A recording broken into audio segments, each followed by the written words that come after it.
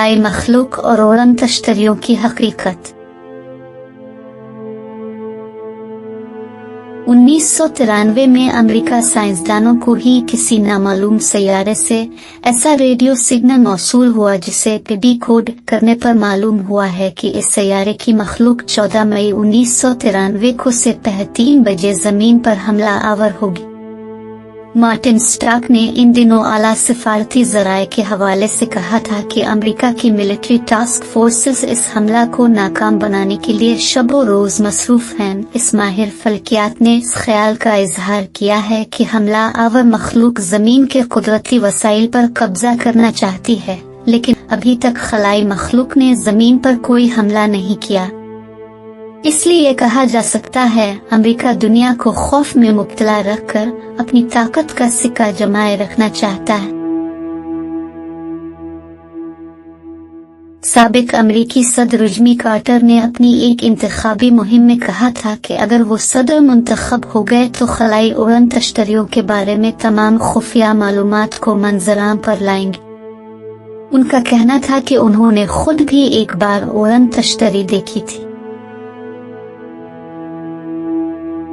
एक ऐसा ही दावा अमेरिका के सदर रोनाल्ड रेगन ने किया था।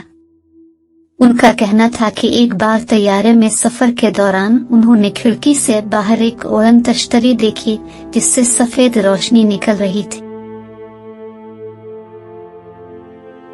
बल्गारिया के खलाई तहकीक के कौमी इदारे के एक साइंसदान अल्शज़ार फिलिपोव का कहना है कि वो गुज़िश्ता 2 साल से वो एक खलाई मखलूक से राब्ते में है। वो कहते हैं कि कुछ अरसे पहले खलाई मखलूक ने उनकी लेबॉरेटरी को 30 सवालात पर मुश्तमिल एक पैगाम भेजा था और हमारे माहिरीन इस अजनबी ज़बान और अलामतों को समझने और पढ़ने की कोशिश कर रहे हैं। पिछले साल फलकियात के माहिरीन ने एक कॉन्फ्रेंस में ये नजरिया पेश किया था कि कायनात की कहकशाओं में मौजूदा शमसी निज़ामों में कम अज कम निस्फ निज़ाम ऐसे हैं जिनमें जमीन जैसा मौसम और हालात रखने वाले सैयारे मौजूद हैं।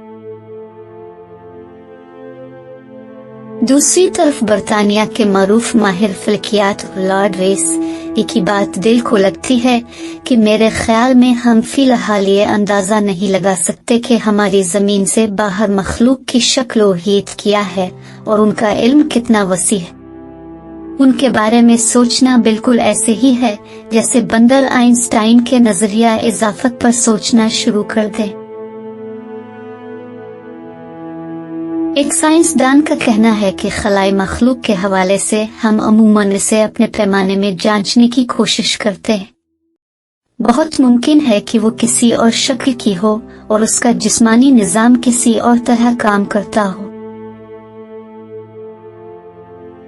मुझे कुरान पाक की आयत का मफहूम याद आ रहा है जिसमें कहा गया है कि पाक है वो ज़ात जिसने जुमला अक़साम के जोड़े पैदा किए, खा वो ज़मीन की नबातात में से हों या खुद उनकी अपनी जिन्स यानी नौ इंसानी में से आन अशिया में से जिनको ये जानते तक नहीं। अगर ज़मीन की मिट्टी से ज़मीन पर मखलूक का वजूद मुमकिन है तो किसी और सैयारा पर इस सैयारा की मिट्टी फर्ज करो वो सिर्फ रोशनी हो और किसी रोशनी की बनी मखलूक का वजूद क्यों मुमकिन नहीं है। हमारी कहकशां कम व बेश 1.5 खरब सूरज जिनकी अपनी रोशनी है यानी सितारों पर मुश्तमिल है, जिनमें हमारा सूरज एक नन्हे मुन्ने चिराग की तरह कहकशां के किनारे पर वाक़े है। हमारे पड़ोस में दूसरी बड़ी कहकशां एंड्रोमेडा हमसे 25 लाख नूरी सालों के फासले पर वाक़े है, जिसमें 2 खरब सूरज सितारों का तखमीना लगाया गया है।